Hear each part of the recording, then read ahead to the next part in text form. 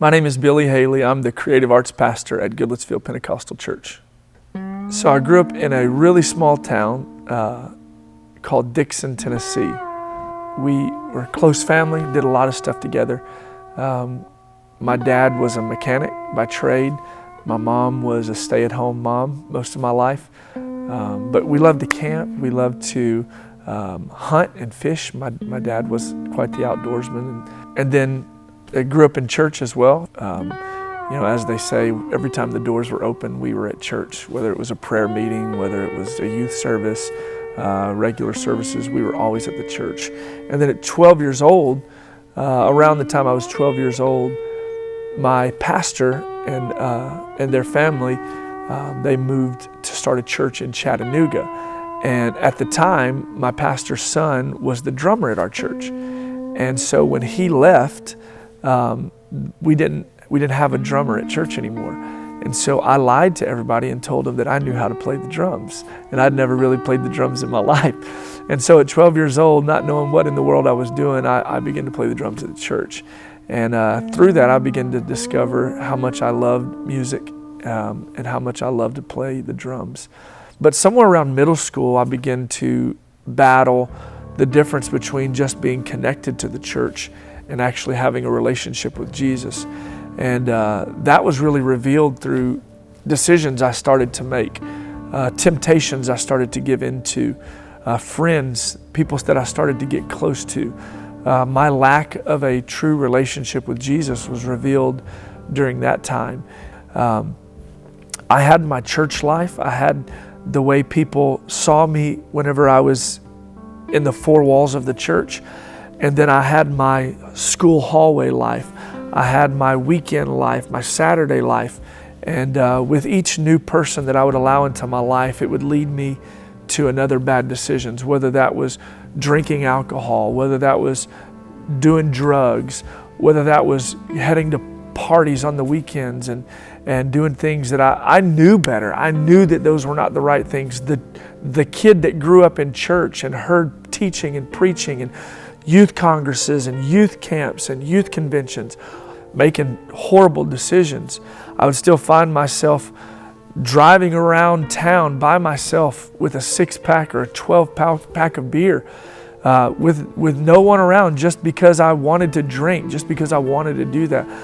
And then I graduated high school, and after that it got even worse. It was like pouring gasoline on a fire. I partied more than ever. I drank more than ever. I made more and more bad decisions. And I remember I was at a party with friends and a fight broke out, and I watched my buddy get beat up badly. And I remember picking him up and putting him back into the car and driving home, and I stopped at a gas station, and I remember getting so sick in the bathroom of that gas station and thinking, I can't do this anymore. I can't keep going down this path. I cannot continue down. I don't know where this is. I don't know where this is going to take me. And it wasn't long after that, I remember going to a youth service, a youth rally in Camden, Tennessee. And I remember being there. I don't remember who preached. I don't remember the songs that were sung. I could take you to the place right now where I stood and I looked into this stained glass window of this old church, and I began to rededicate my life to Christ. I began to let God, the Spirit of God, begin to wash over me. And it was in that moment that I gave my life back to Christ, and it set me on a pathway back to a relationship with Him. So God began to open doors, and He began to make connections, and He began to lead me down better paths. And I remember I was playing the drums at a youth revival at Goodlettsville Pentecostal Church, and that was the first connection.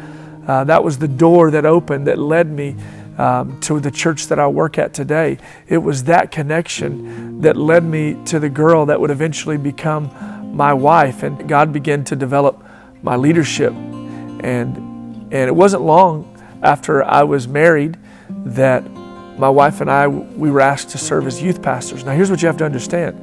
I would have never in a million years dreamed that something like that would be something I was doing. Youth pastoring, leading, none of those things were ever on the radar screen. I was happy just to be developing my relationship with Jesus.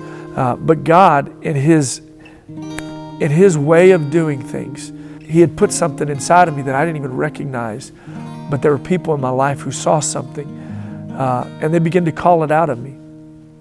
And so my wife and I began to serve as youth pastors, and we did that for 11 years, where we were able to serve as the youth pastors at Goodlettsville Pentecostal Church. And it was some of the most amazing times of our life, some of the most crazy times, some of the most amazing memories that we'll ever have, that we'll keep for the rest of our life. And so if you're watching this story today and you think you've gone too far and you think you've messed up too much, let me encourage you, it's not too late. I don't care what the sin is. I don't care what the addiction is. I don't care what the decisions that you've made. You have an opportunity today to ask God to forgive you of every sin.